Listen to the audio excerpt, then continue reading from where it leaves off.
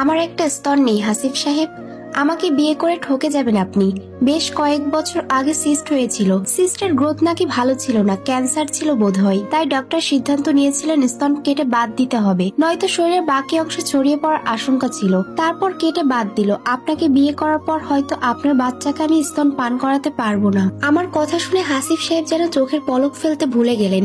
আমি দীর্ঘশ্বাস ফেলে বাকি কথাগুলো বলে ফেললাম। তার উপর আমি দেখতে কালো, আপনার পাশে দাঁড়ালে আমাকে মানাবে না। এখন সিদ্ধান্ত আপনার, আমাকে বিয়ে করবেন কিনা, কারণ আপনাকে দেওয়ার মতো আহামরি কিছুই আমার মাঝে নেই। ক্যান্সার ভালো হয়েছে আপনার?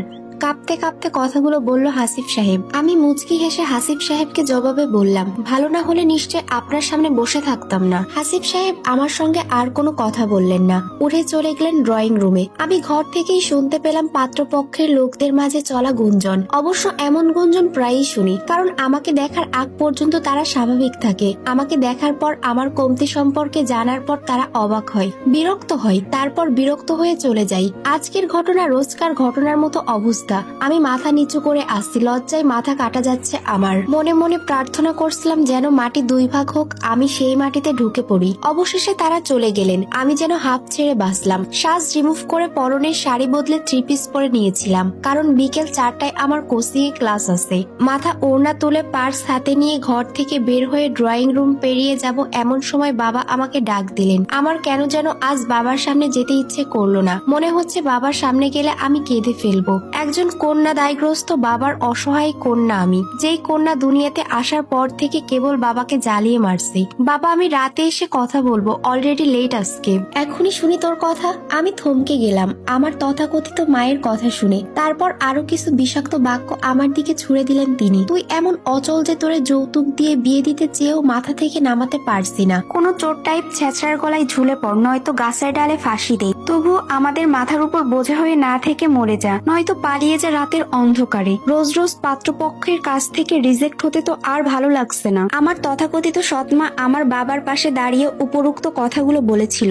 ওনার নাম সিতারা বেগম। আমার উপর তিনি ভীষণ বিরক্ত। অবশ্য বিরক্ত হবার পাকাপোক্ত কারণও আছে। আমার মায়ের মৃত্যুর 3 দিন পর আমার সৎমাকে বিয়ে করে ঘরে তুলেন আমার বাবা আফসার উদ্দিন। 3 দিন বয়সী আমিটাকে আমার সৎমায়ের কোলে তুলে দেন আমার বাবা। কোনো নারী বোধহয় বাসর ঘরে তার স্বামীর কাছে এমন উপহার পায়নি। আমি নামক উপহার আমার মায়ের পছন্দ হলো না। রোজ রোজ মানসিক অত্যাচার পেয়ে বড় হলাম। এবার তো আমাকে বিয়ে দিতে হবে, কিন্তু আমাকে কে করবে বিয়ে? এই তো আজ দুপুরে পাত্রপক্ষ এসেছিল। আমি পাত্রের সঙ্গে আলাপের এক পর্যায়ে গিয়ে আমার কিছু কমতি নিয়ে বলেছিলাম। এরপর যা হলো আপনারা সেই সম্পর্কে অবগত হলেন। আমি চোখের জল আড়াল করতে পিছনে ফিরে গেলাম। বাবা কিছু বলার জন্য আমার দিকে এগিয়ে আসলেন, কিন্তু বাবাকে আর কিছু বলার সুযোগ না দিয়ে আমি বের হয়ে গেলাম। রাস্তায় এসে দাঁড়াতেই একটা রিক্সা পেয়ে গেলাম। রিক্সা আমাকে নিয়ে চললো গন্তব্যের উদ্দেশ্যে। কোচিং এর বিল্ডিং এর সামনে এসে রিক্সা থেমে গেল। আমি রিক্সা ভাড়া দিয়ে ভেতরে ঢুকলাম। আজও এত দেরি কেন মিস আলো?